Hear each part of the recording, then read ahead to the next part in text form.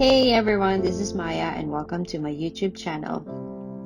I am a person who loves books that is something related to self-discovery and self-help.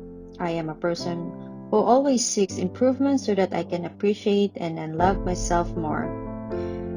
I discovered one of these books again that is related to self-help, and that is The Mountain Is You by Brianna West. The Mountain Is You is a book that I highly recommend to everyone. These books help us understand how we can take the power back to ourselves and learning the ways of overcoming trauma. In short, post-traumatic growth. We all have post-traumatic growth, but the problem is we don't know how to grow out of that trauma. There are 3 favorite lessons that I learned from these books, and these are the following. Identify your subconscious commitments to address self-sabotage.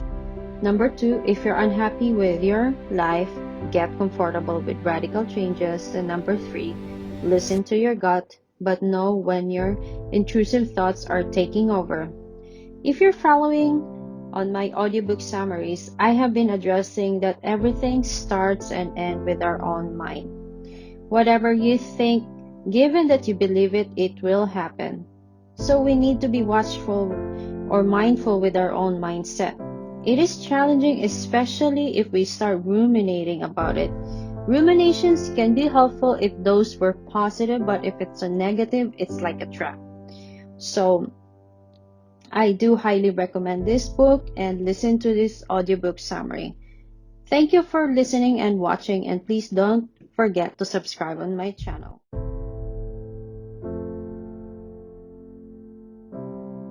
Historically, mountains have been widely used in metaphorical terms to describe spiritual awakenings, obstacles we as humans must face, or the ups and downs of life. The mountain is you focuses on the block between you and the life you want to live. The author uses the mountain to explain how all the imperfections, experiences, insecurities, and hardships you face so far built up in time and formed your personal challenge that you must overcome in order to grow. Essentially, our purpose here is to grow and reach our true inner potential. And whether we like it or not, we all grow and mature every day. However, the way we react to and embrace this process will decide the success of our endeavors. Truth is, your old self cannot sustain your dream life. So in order to tap into your highest potential, you must reinvent yourself. To do so, you'll have to release trauma and your old mindset and carry on forward with an improved mind frame and a pure spirit. Now, we'll explore how to do so by looking at 3 of my favorite lessons from the book. Identify your subconscious commitments to address self-sabotage. If you're unhappy with your life, get comfortable with radical changes. Listen to your gut, but know when your intrusive thoughts are taking over. Lesson 1. When we realize what our core needs are, we'll understand why we make certain decisions in life. Our subconscious is responsible for pretty much everything we do on a daily basis. This includes big decisions too. Unfortunately, it is responsible for our self-sabotage too, and there's only one thing we can do about it: identifying our core commitments.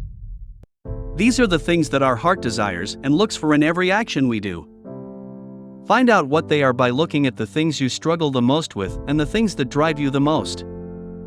When you find the root cause for your actions, you'll discover why you sometimes end up ruining things for yourself. Let me exemplify this for you. Let's say you're a person who deep down desires to be free. You may find yourself sabotaging work opportunities without an apparent reason. Or maybe your core commitment is to feel wanted and pursued, but end up refusing to be fully engaged in your relationship because you don't want the love to fade. No matter what your core commitment is, you must actively acknowledge it and work towards fulfilling it. Aligning your actions with your inner desires is what will make you happy. Hence, start with writing down what makes you frustrated, unhappy, and angry. You'll know where the problem is. Then, ask yourself, where is the lesson in all that I've been going through, and then build your life by doing things that answer the question, is this serving my core needs right now? Lesson 2. Seek risky opportunities instead of accepting comfortable life situations. As humans, we are guided by comfort. We seek the familiar and are naturally risk-averse, even if it's not to our benefit. In situations when we find ourselves unhappy with our lives, a change could be the catalyst for a significant jump forward. Still, we fear it, as if it's something negative, and postpone it until it feels more uncomfortable to live in the status quo than changing it. Once we realize our nature, it gets easier to change our lives for the better. Seeking comfort is what ensures our survival, but sometimes it hinders our growth. As long as you have your basic needs fulfilled, but are unhappy with your life, change is what you need. Prepare for it by acknowledging what makes you unhappy and be prepared to feel uncomfortable, frustrated, and stressed at first. Keep in mind that everything you'll lose was built for the person you no longer are. Don't get attached to your old life, but keep an eye on your new one. Then, get out of that autopilot state of mind and move past your tunnel vision.